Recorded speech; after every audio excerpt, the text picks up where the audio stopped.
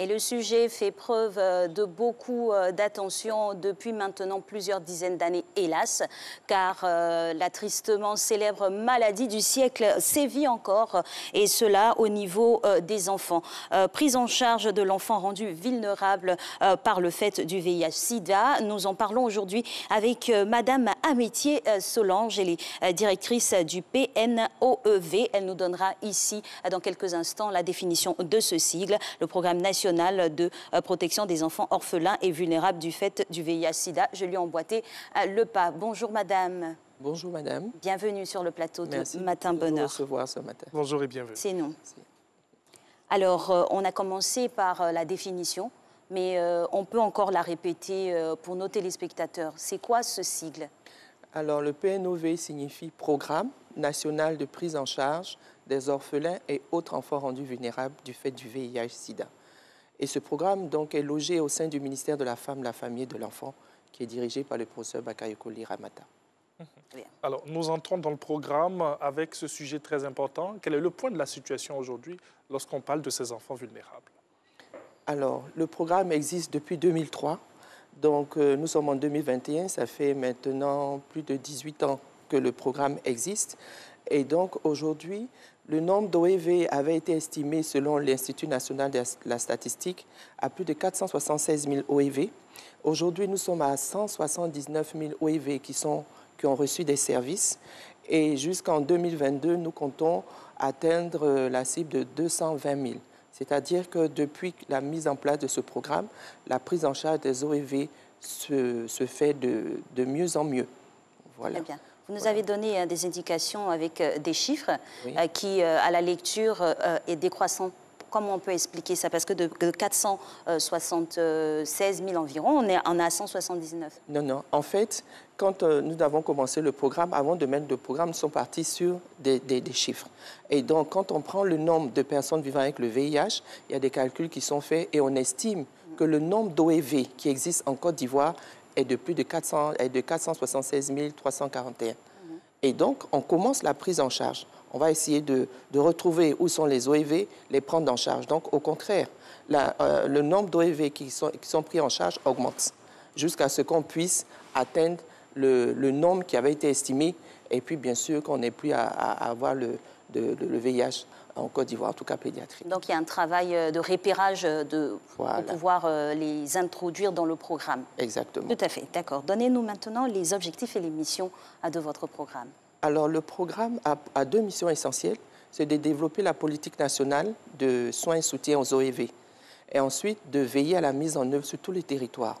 C'est-à-dire que tous ceux qui vont vouloir faire la prise en charge des orphelins du fait du VIH doivent s'aligner sur la politique nationale. Et donc, nous veillons à cela.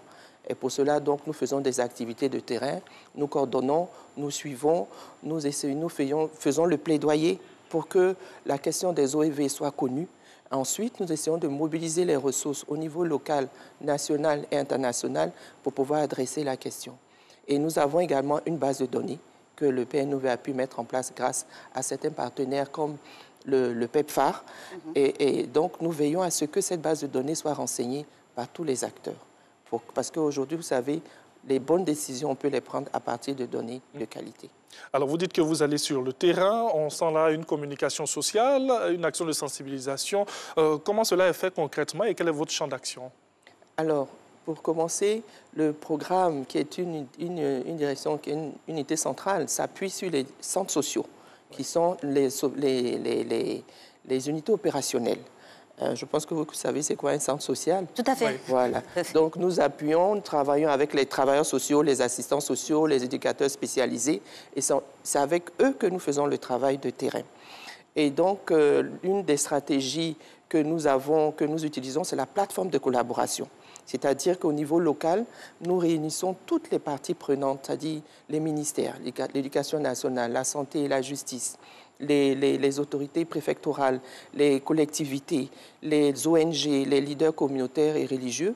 Donc, ils se retrouvent au moins une fois par mois dans l'année et ils adressent les questions des OEV, de telle sorte qu'un enfant qui a un problème scolaire on pourra trouver la solution au niveau de cette plateforme. Un enfant qui a un problème d'extrait de naissance, on pourra trouver la solution. Un enfant qui subit des violences, on pourra trouver des solutions au niveau de cette plateforme. C'est très important. Quand on sait que le VIH-Sida est une problématique qui dure, hélas encore, la synergie des actions est mettre à l'actif de tout le monde. Quel point vous pouvez nous faire ici quant à la collaboration entre les différentes entités? Vous avez parlé du point focal qu'est votre programme, après la distillation avec les différents acteurs. Sur le terrain, comment ça se passe véritablement, après ce qu'on entend des ONG et tout ça? C'est ça. Alors, donc, nous, c'est vraiment, je peux dire, une réussite, cette plateforme que nous avons réussi à mettre en place. Et donc, nous avons le PNOV, donc, va former les travailleurs sociaux qui vont aussi répercuter ces formations au niveau de tous les membres de la plateforme pour qu'ils soient tous au même niveau d'information. Et les ONG qui sont notre prolongement dans la communauté vont répercuter aussi ces informations dans la communauté et nous aider. Parce que quand il y a des enfants qui n'arrivent pas à manger, nous allons nous appuyer sur ces leaders communautaires et religieux qui vont nous aider à donner à manger à ces familles. Voilà. Il y a des familles aujourd'hui qui n'ont... Parce que les enfants ont perdu leur père et leur mère, qui se retrouvent abandonnés. Nous allons nous appuyer sur ces communautés qui vont les recueillir dans un premier temps, le temps que nous fassions les démarches pour trouver au moins un membre de la famille. Parce que aussi, une autre stratégie pour nous, c'est la famille. Pour nous, c'est la famille qui est le meilleur endroit dans lequel l'OEV peut se développer. Et si vraiment on ne trouve pas de famille, alors les enfants pourront rester soit dans ces familles d'accueil, soit dans un centre d'accueil. Voilà, c'est ça.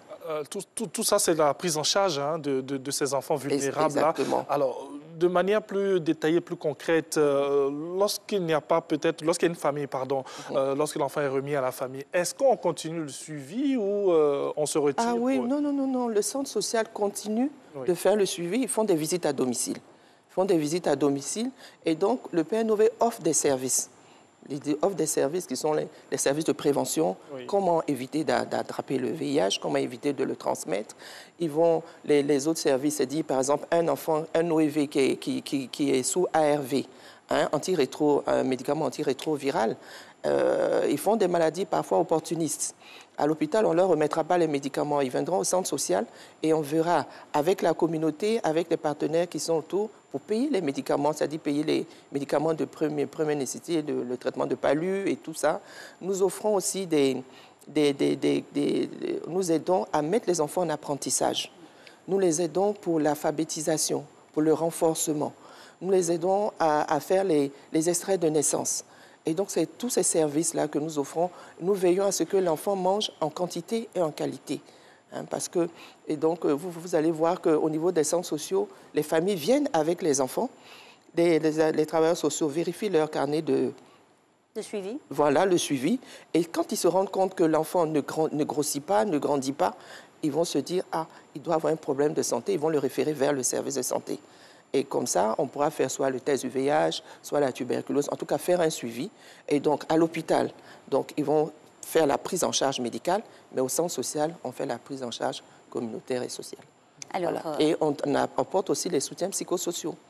Parce qu'il y a des enfants qui naissent, et souvent, on n'a pas eu le temps de leur dire que c'est la mère ou le père qui était infecté, et l'enfant, il prend des médicaments, et quand il grandit, 13 ans, 14 ans, il se pose des questions. Parfois, ça crée vraiment un problème dans la famille. Il faut leur apporter des soutiens psychosociaux, mais pour toute autre chose, vraiment. En tout cas, c'est tous les pans et compartiments de la vie de l'enfant rendu vulnérable par le fait du VIH-Sida qui est pris en charge ici par vos soins et par votre programme. Hélas, avec les avancées quant à la science même et à la recherche de médicaments pour pouvoir résorber, sinon résoudre définitivement le VIH-Sida, il est encore présent et il y a quand même quelques stigmates, encore et la stigmatisation. Quelles sont les difficultés que vous rencontrez visiblement par rapport à ça? Alors, il y a encore beaucoup de problèmes de stigmatisation, effectivement, de discrimination, même si on essaie de faire la sensibilisation. Donc, on essaie d'aller vers les familles, vers les communautés pour leur expliquer que le VIH est une maladie comme toute autre, comme le diabète, comme l'hypertension. Aujourd'hui, ce n'est pas marqué sur le visage de quelqu'un VIH. Et donc, nous, le programme, alors, ce que nous faisons, c'est défendre les intérêts, défendre les droits des enfants pour que la population sache que l'OEV est comme tout autre enfant. Et donc, aussi bien un enfant, entre guillemets, qui n'est pas porteur de maladie, doit pouvoir aller à l'école, doit pouvoir s'amuser, doit avoir tous ses besoins qui soient satisfaits. C'est la même chose pour les OEV.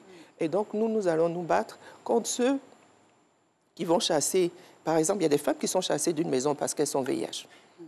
Et nous nous battons pour cela. Et dès que nous sommes informés au niveau du centre social, avec toutes les autorités, nous prenons les dispositions pour pouvoir réintégrer ou bien trouver un endroit où elle peut être pour pouvoir continuer de vivre normalement et s'occuper de leur famille. Et en plus, ce que nous faisons, parce que ce qui peut aider, c'est vrai, aujourd'hui, l'ARV est gratuit. Il y a pas mal de choses qui sont gratuites au niveau de la prise en charge médicale. Mais tant qu'au niveau social, le patient, l'OEV ou ses parents ne vont pas manger suffisamment. Un patient qui est sous ARV, qui doit aller prendre ses médicaments, s'il n'a pas l'argent pour aller à l'hôpital, il n'ira pas, alors que les médicaments sont gratuits. S'il n'a pas l'argent pour se déplacer pour faire le bilan biologique, il n'ira pas et on va arriver à des ruptures. Et donc, nous, ce que nous faisons, nous essayons d'aider ces familles-là à mettre des petits projets en place. Et là, ça fait partie d'un des services que nous offrons, qui est le renforcement économique. Nous aidons ces familles-là, on les organise en petits groupes de 20 à 30 au maximum. On leur apprend à épargner en vue de mettre en place des projets. Et au bout d'1 an, 2 ans, nous retrouvons des familles qui retrouvent leur dignité, qui arrivent à payer la scolarité de leurs enfants, à payer même la scolarité des enfants à l'extérieur. Hein, donc, à faire des projets, à des activités génératrices de revenus, et même à épargner. Et aujourd'hui, en 2019, ces AVEC-là que le centre social, parce qu'au départ, c'était les partenaires qui mettaient les AVEC en place. Et nous nous sommes dit, mais pourquoi est-ce que les centres sociaux ne mettraient pas des AVEC en place? Parce que les partenaires, ils sont là aujourd'hui, mais demain, ils ne seront pas là. Les centres sociaux sont des structures qui sont étatiques avec des fonctionnaires. Et donc, on a commencé depuis 2017 à mettre des AVEC en place. Aujourd'hui, en 2019, nous avons pu mobiliser plus de 394 millions. Vous voyez? Et donc, en seulement 3 ans, 2017, 2018, 2019. Et ça a permis de toucher plus de 5000 orphelins du fait du VIH. Et donc, c'est vraiment quelque chose pour le ministère qui est très important. On ne donne pas. Ce qu'on veut inculquer aux familles, c'est que arrêtez de donner l'argent. C'est l'autonomie. Voilà, c'est l'autonomie. Parce qu'on fait des dépenses souvent qui sont inutiles. Et quand on arrive à les sensibiliser, elles arrivent à éliminer des dépenses inutiles en vue d'épargner et puis d'être autonome. Okay. Alors, Madame Métier-Solange, donc c'est vrai que dans ce que vous avez dit, vous avez évoqué un aspect très important, les droits des OEV. Permettez cette relance. Hein. Quels sont les droits des OEV? Vous pouvez les citer pour qu'on puisse... Oui, les droits, c'est les droits que tous les autres enfants ont. Le droit à l'école, le droit à la santé, le droit au jeu, le droit... C'est-à-dire... Ce sont des aspects à ne pas rejeter parce que l'enfant a le VIH-Sida. Voilà. L'enfant a le droit d'aller à l'école. Mais aujourd'hui, on a des enfants qui ne peuvent pas aller à l'école parce qu'ils ont perdu leur père et leur mère. Non, ils doivent aller. Et souvent, la plupart de ces enfants, quand on arrive à les appuyer, ce sont des enfants qui sont très brillants. Très brillants. Et aujourd'hui, depuis que le programme est mis en place, on a des cadres. On a des cadres, il y en a qui sont mariés, qui ont fait des enfants. Donc, il n'y a pas de raison de laisser une partie de la population de côté parce qu'elle est porteuse d'une maladie. Alors, quant à l'évolution, sinon même à la lutte d'une pandémie ou d'une maladie, les mentalités y sont pour beaucoup. Aujourd'hui, quel est l'état des lieux de la mentalité collective? Parce que dans le temps, c'était vraiment très réfractaire, rédhibitoire, mais aujourd'hui, de plus en plus, je pense, hein, j'espère, que le regard a changé. Vous qui êtes vraiment au cœur de l'action, comment ça se passe? Oui, ça, vraiment, il y a une nette amélioration. Vous voyez, aujourd'hui, il y a beaucoup de personnes qui acceptent de témoigner à visage découvert. Aujourd'hui, les personnes OEV, parce qu'eux-mêmes s'auto-stigmatisaient aussi. Mais aujourd'hui, ils prennent confiance, ils savent qu'ils ne vont pas, et ils connaissent leurs droits. On n'a pas le droit de les rejeter pour cela. Donc, je pense qu'aujourd'hui, il y a quand même une nette amélioration, même s'il y a encore des poches, parce que c'est une question de culture, une histoire de mentalité, ça ne change pas du jour au lendemain. Voilà, parce que quand un enfant perd son père et sa mère, tout de suite, les gens ont tendance à dire c'est un enfant sorcier, c'est un enfant, voilà, il a tué ses parents. Voilà.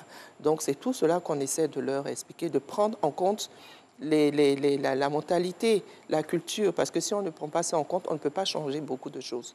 Mais il y a beaucoup je peux dire qu'il y a beaucoup d'avancées. Et on continue la sensibilisation, même dans les hameaux les plus reculés du pays. On continue. Et c'est pour cela que nous avons dit, nous appuyons sur les ONG. Nous appuyons sur tous ceux qui peuvent nous aider, parce que nous, on ne pourra pas aller partout. Et ils nous remontent les informations justement grâce aux plateformes de collaboration. Alors, dans cet élan, hein, l'efficacité de toute action est soutenue par du financement. Vous nous avez tantôt parlé de mobilisation. Est-ce que vous disposez véritablement de financements conséquents qui puissent vous permettre de mettre en place toutes vos actions? Merci, ça c'est une question. Non, on n'a pas suffisamment de financement. Comme je vous disais, les partenaires aujourd'hui de plus en plus se retirent. Voilà, donc l'État fait déjà beaucoup, mais ça ne suffit pas, parce que quand les partenaires mettent les moyens, c'est pratiquement 80% qui mettent à la disposition des programmes. Et donc aujourd'hui, comment pérenniser tous ces acquis? Parce qu'on a appris beaucoup de choses. Et donc c'est faire le plaidoyer donc, au niveau de l'État pour leur dire que les OEV, ce sont des enfants de la Côte d'Ivoire. Et donc c'est à nous, donc quand je dis nous, c'est à nous, Ivoiriens, de prendre en charge nos enfants. Et donc, nous avons des modules, nous formons les travailleurs sociaux, les directeurs régionaux pour qu'ils puissent mobiliser les ressources déjà au plan local. Nous allons vers les mairies. Aujourd'hui, il y a certaines mairies qui ont compris, certaines, comment on appelle ça, des mécènes, hein? Voilà, des mécènes, des individus, mais il faut leur donner l'information. Il faut qu'ils sachent quels sont nos besoins et pour qu'ils puissent nous aider. L'État aussi, nous essayons de faire le plaidoyer pour qu'il continue d'augmenter. Rallonge. Voilà. Et vous le dites avec le sourire. Vous en avez besoin. Pour convaincre, il faut sourire, je pense. Voilà, c'est ça. Alors, c'est vrai qu'aujourd'hui, Matin Bonheur offre cette belle lucarne-là pour poursuivre cette sensibilisation. Votre message aujourd'hui aux familles, aux populations? D'accord. Alors, aux familles, déjà aux familles d'OEV, aux OEV et aux familles, leur dire que l'espoir est permis. On peut vivre. On a des exemples de jeunes qu'on a pris, qui sont nés avec le VIH, mais aujourd'hui qui travaillent, qui sont mariés, qui ont mis des enfants au monde qui ne sont pas infectés par le VIH. Parce qu'il faut respecter tout ce qu'on nous dit à l'hôpital. Voilà. Et donc, la prise en charge du VIH, moi je veux dire, c'est également et le PNLS, donc le Programme national de lutte contre le sida, qui fait la prise en charge médicale clinique, mais également le Programme national OEV, qui va faire la prise en charge. C'est-à-dire, tout ce qu'ils ne font pas, nous le ferons pour pouvoir atteindre les objectifs. Et donc, c'est possible. Et nous disons aux familles aussi de fréquenter les centres sociaux, parce que les centres sociaux est gratuit. Et il y a toute cette panoplie de services. C'est vrai qu'aujourd'hui, nous parlons des orphelins du fait du VIH, mais nous prenons en charge toutes les autres vulnérabilités. Les personnes handicapées, les personnes âgées, vraiment tous ceux qui souffrent de quels que soient les problèmes. Avec donc, le centre social et avec les personnes, on essaie de mettre un projet en place pour pouvoir sortir ces personnes vulnérables de leur situation de précarité. Alors, de la description que vous venez de faire, hein, sinon de la démarche que vous avez abordée à l'instant, c'est de savoir qu'avec le fait qu'aujourd'hui, cette maladie soit un peu décomplexée, les gens sont enclins eux-mêmes à se diriger vers les centres sociaux. Les centres sociaux se trouvent généralement dans quel giron géographique dans les communautés et votre programme aussi? D'accord. Alors, les centres sociaux sont souvent soit à côté d'un centre de santé. Ce n'est pas toujours, mais dans la plupart des cas, ils sont à côté d'un centre de santé, à côté des écoles maternelles qu'on appelle les CPPE, parce que tout ça sont des structures du ministère. Et donc, ils sont répartis pratiquement sur toute l'étendue du territoire. Pas encore, mais on a à peu près plus de 130 centres sociaux. Alors, la particularité, c'est que nous intervenons dans les centres sociaux où il y a des plateformes. Donc, l'appel que nous lançons aussi, c'est qu'on nous permette d'installer les plateformes. Parce que pour installer la plateforme, il faut faire une analyse situationnelle et ensuite, il faut acheter du matériel, il faut former, donc ça a un coût. Et si on a pu installer toutes ces plateformes, ça nous permet d'atteindre plus facilement les objectifs. Et donc, le programme, il est situé derrière l'ENA, en face de l'IDT, voilà. Et le mail, je peux vous donner le mail. Tout à fait. Voilà, donc le mail, c'est pnoev2005@pnoev.ci. Nous avons également un site web, www.pnoev.ci. et un téléphone, le 27 22 41 39 88. Merci beaucoup, Madame Amétier Solange. On rappelle qu'elle est directrice du programme national de protection des enfants orphelins et vulnérables du fait du VIH-Sida. Elle est du ministère de la Femme, de la Famille et de l'Enfant. Avec elle, eh bien, ce sujet est très important. Donc, nous parlons de ces enfants vulnérables du fait du VIH-Sida. Merci encore à vous et à travers vous. Okay. Je voudrais vous remettre ça, c'est le rapport d'activité des 5 dernières années. Merci beaucoup. 2016-2020, donc voilà, avec vous, on aura encore de plus amples informations sur cet état de fait et continuer comme ça à sensibiliser nos populations pour leur dire que voilà, c'est réel, ça existe, il faudrait faire attention dans notre vie de tous les jours, n'est-ce pas, Alix? Tout à fait. Être aussi vigilant pour le VIH-Sida que pour la Covid-19, c'est faire preuve de responsabilité et sauver des vies, tout simplement. Et surtout ne pas stigmatiser. On peut vivre avec le VIH-Sida et être épanoui en communauté. Merci infiniment à vous tous d'être restés en notre compagnie. Cette émission, elle est terminée. On se reverra demain pour terminer ensemble cette semaine. Au revoir. Portez-vous bien. Au revoir. Merci beaucoup. Merci.